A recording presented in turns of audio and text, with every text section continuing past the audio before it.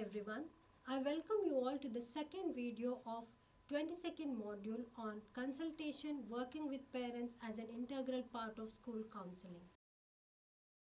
The learning objective of this video would be to identify the challenges faced by today's children and what parents can do to help them.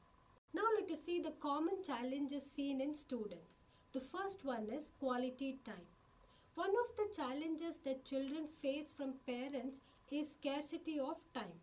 Parents have to usually manage the time between surplus of duties like completing office work and household chores, where parents find it difficult to reserve time for their children. For the healthy growth and development of children, parents need to spend quality time with their children. It encourages children to discuss the problems they may be having. If this is compromised, it can lead to children facing a lot of emotional disturbances. The second one is breakdown of family bond. Family bonding times are a great way to impart values like empathy, common hobbies, affection and accommodation. If family members have separate lives at home, it can lead to a lot of things being untold and can lead to damaged family relationships.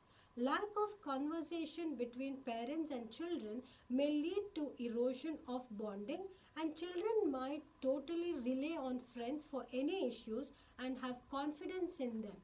In turn, what a family truly comprises of may not be realized. This may also lead to dependency and attachment with others, which could further add on to many other problems. Children who have good family bonding learn to value one another and are less likely to hurt others. Now let us see some of the ways to have good family bond. Plan a family trip.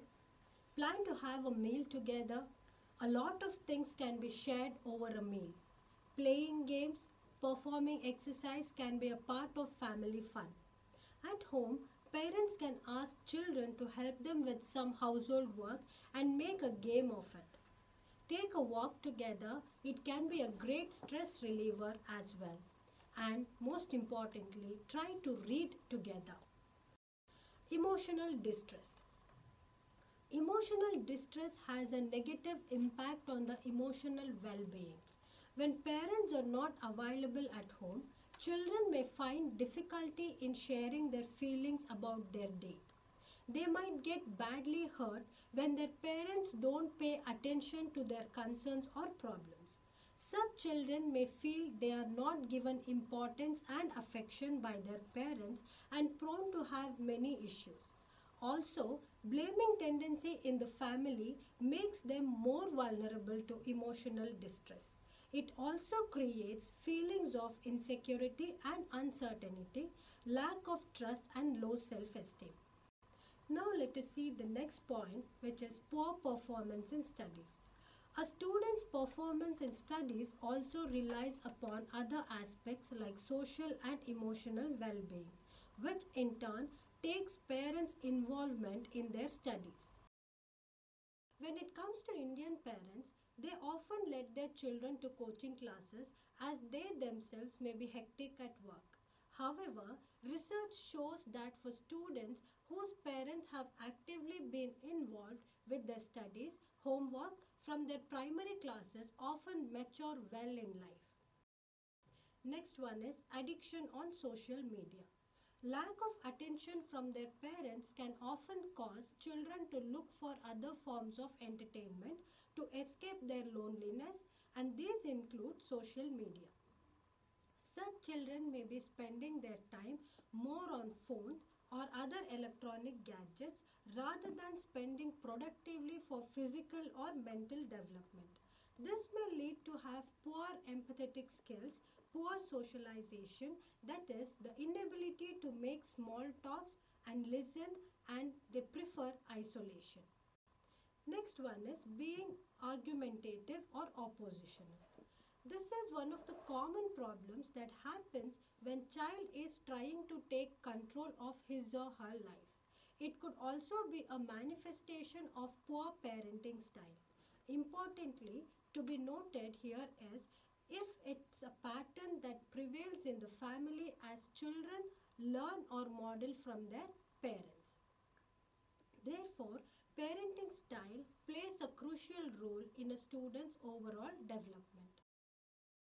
Authoritative parents who encourage children to be responsible, to think for themselves, and to consider the reasons for rules, this type of parenting style has proven to be associated with utilizing potentials, getting better grades, have high aspirations, and establishing healthy relationship with others like peer group and professional figures. Also, it has demonstrated lower rates of behavioral and adjustment related problems such as substance dependence, attachment issues, emotional dysregulation, and oppositional behavior, and so on. Authoritarian parents who insist on their orders to be obeyed without question and rely on punishment or a threat of punishment or to control.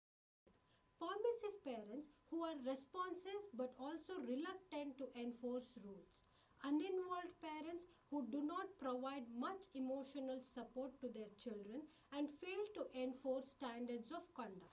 Authoritarian, permissive, and uninvolved parenting styles have been linked to inferior outcomes such as declined academic achievement and increased problems like teasing or hurting others, being argumentative, absenteeism, and dropout. Now let us see about frequent tantrums. Parents and teachers to some extent agree that children tend to show tantrums on and off. Indeed, older children, even teenagers, engage in tantrums but are a bit more sophisticated in their approach like name calling, yelling, slamming doors, and so on. At home, there are many circumstances where tantrums are likely to occur highly.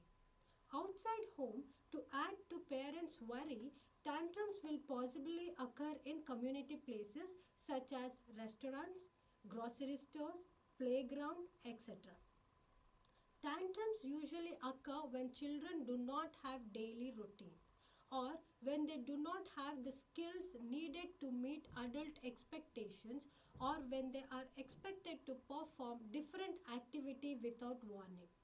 Children also show tantrums or face problems because they lack certain skills. At schools, situations such as transition like change of class, change of school or course, mingling with other children, being strictly instructed to do a task may often trigger a tantrum. To note down, children may often show temper tantrums to vent out their frustration.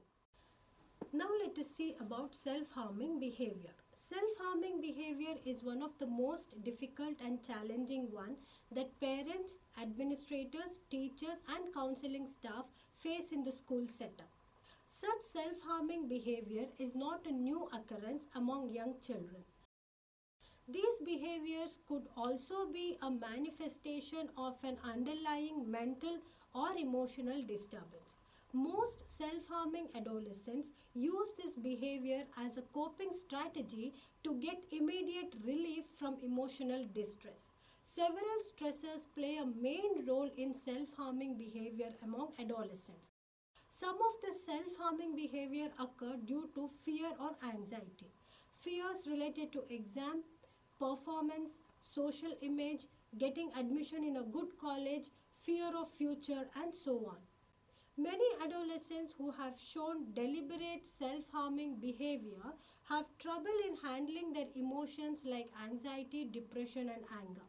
Sometimes they are unable to regulate their emotions, probably due to repetitive invalidation of their feelings by their parents. Substance abuse. Students may get highly influenced by peer pressure and are more vulnerable to get into substance use disorders. This in turn might lead to problems like drop in grades, absenteeism from school, lack of interest in activities, risky sexual behaviors, poor relationship with family and friends, accidents, anxiety, depression, and also other mental health problems. Now let us see how to handle these problems. School in charge must be aware of students' common problems. They need to have an understanding of the common causes, signs, and symptoms. After the referral made to the school counseling staff member, the counselor is required to determine if the counseling can be done in the school campus itself individually or if parent involvement is needed. If needed, it has to be done by collaborating with his or her parent and the student by getting their mutual consent. The school can give individual or peer counseling program based on the need, consent of the student and parent. How to increase parent consultation or involvement in school? Having parent-teacher committee provide opportunity for parents to engage in school and class activities by giving parents a common contact information so that they feel comfortable to reach out, trying to connect with parents in person as much as possible using emails, texts or apps to keep up updated on things like student remarks, upcoming class events and so on, by sharing classroom targets or expectations freely with parents and suggesting them to do the same, by addressing common challenges faced by the parent and the teacher. In this video, we have seen the challenges faced by the students and children and how parents' involvement can help to face the challenges. In the next video, we will see about the benefits of parent consultation in school counseling and the application of resilience-focused paradigm to promote overall well-being of children. Thank you.